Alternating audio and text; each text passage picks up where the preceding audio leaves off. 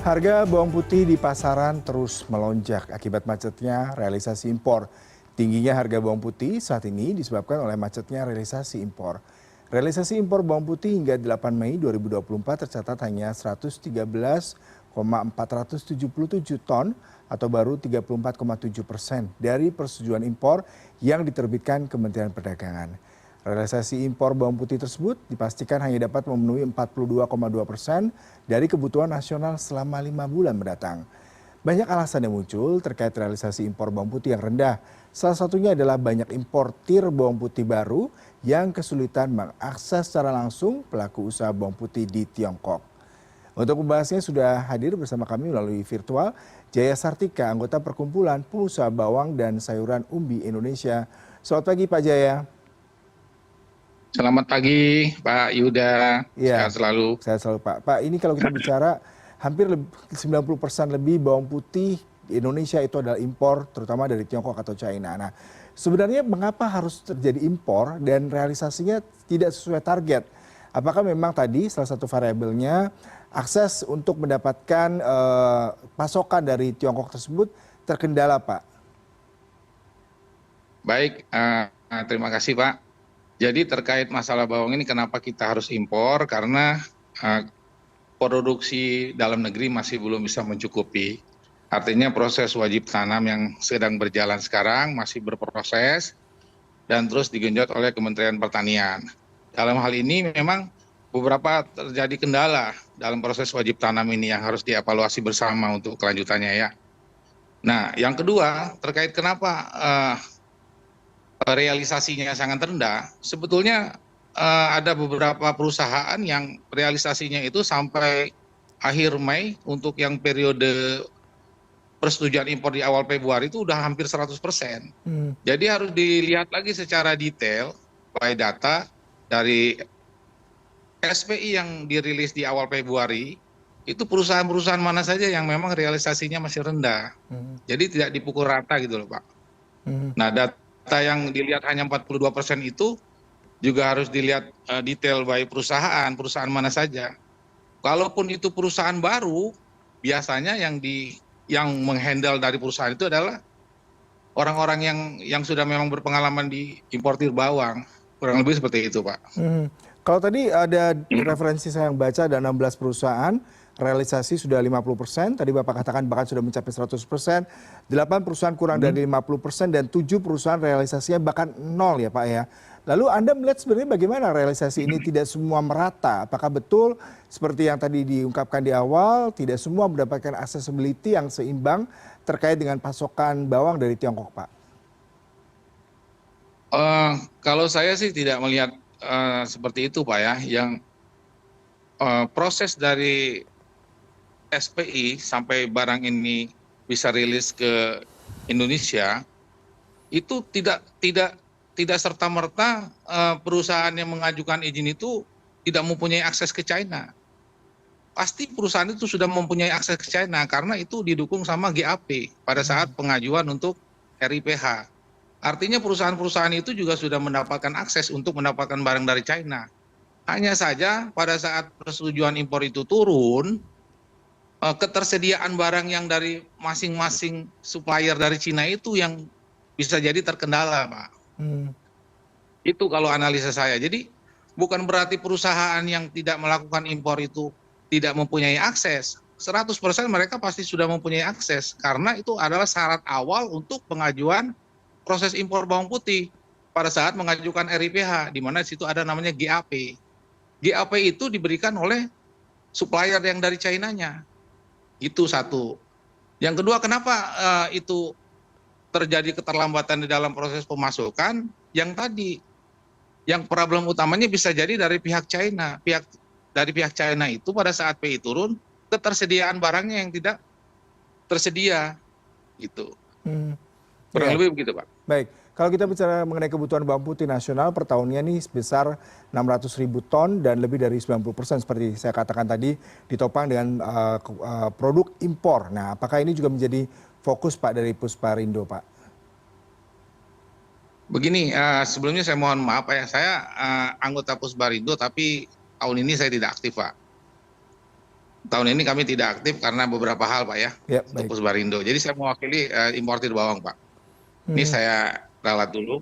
mhm. Eh, jadi gimana? Sorry, sorry bisa Ya, diulangi? ya, dengan adanya 90% tadi adalah impor, berarti ini ada kendala. Kalau tadi di awal Bapak katakan memang produksi dalam negeri tidak bisa mengenjot kebutuhan lokal. Nah, sebenarnya kalaupun yang Hmm. menjadi concern mungkin dari Bapak pribadi maupun dari tempat di mana Bapak sebelumnya bergabung itu seperti apa Pak? Sehingga memang masih diperlukan impor, tapi sekarang terkendala mengenai pasokan. Kenyataannya seperti apa yang Bapak observe ataupun yang Bapak alami sejauh ini? Jadi begini, Pak ya. Permasalahan bawang putih ini hampir setiap tahun terjadi seperti ini. Ini sebenarnya kan kalau kita berbicara hukum ekonomi kan supply dan demand ya, Pak ya. Artinya pada saat harga tinggi itu memang supply-nya terjadi kendala. Nah, harusnya dari Kementerian Perdagangan itu memonitoring ketat proses realisasi impornya Mhm, terhadap perusahaan-perusahaan yang sudah mendapatkan izin. Misalnya kebutuhan 600.000 itu dibagi quarterly, 4 quarterly. Setiap quarterly berapa sih kebutuhannya? Taruhlah 150.000 ton average ya, misalnya kita ambil Pak. 150.000 ton dalam Q1 itu minimal harus terpenuhi dan itu harus ada buffer. Misalnya buffernya mau dipatok berapa? 1 bulan atau 2 bulan. 1 bulan kita patok 50.000 ya, artinya dalam proses setiap kuartal itu harus masuk 200.000.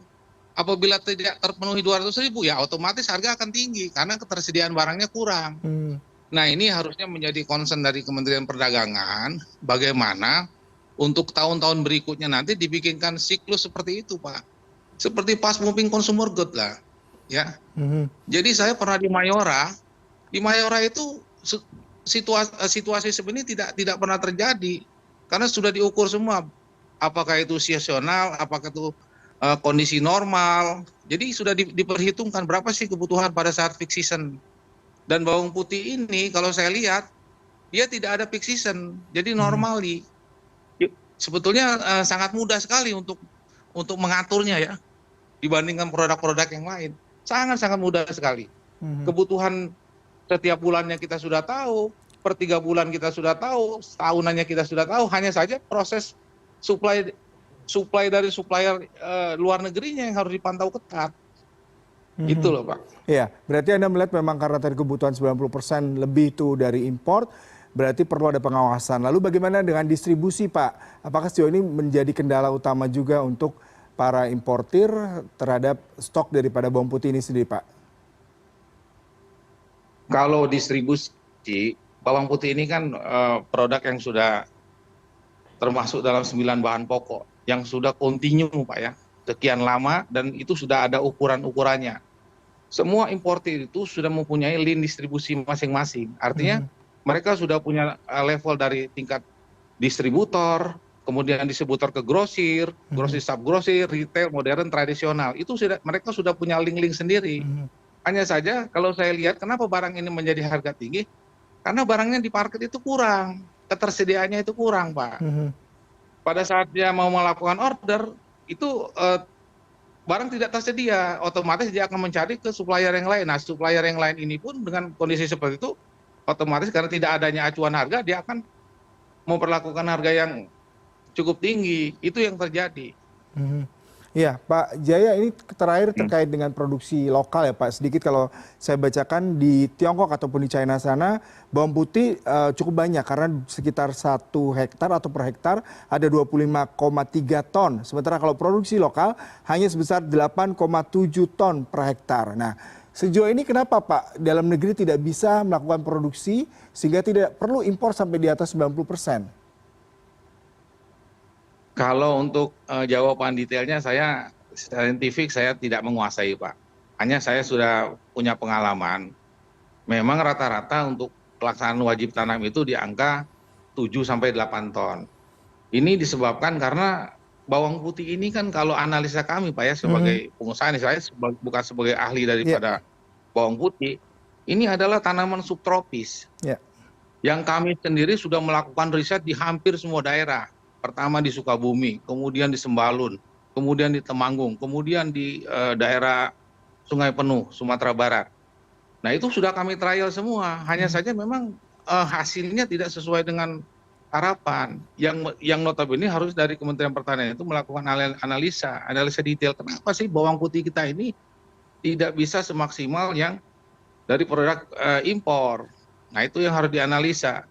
Kalaupun dipaksakan otomatis ongkos produksi dengan hasil tanam itu tidak akan seimbang. Mhm, mhm. Baik, Pak Jaya Sartika, terima Itu yang kasih perbincangannya pada pagi Oke, hari ini, Pak. Semoga bisa mendapatkan titik temu terkait dengan harga yang juga win-win solution bagi kita konsumen dan juga para importir, sehingga tidak lagi siap. dikeluhkan terhadap kenaikan harga yang cukup gratis dalam beberapa pekan Terima ini. kasih Pak Yuda. Terima kasih, Pak, untuk waktunya. Terima kasih Mbak Yuda, terima kasih, selamat pagi.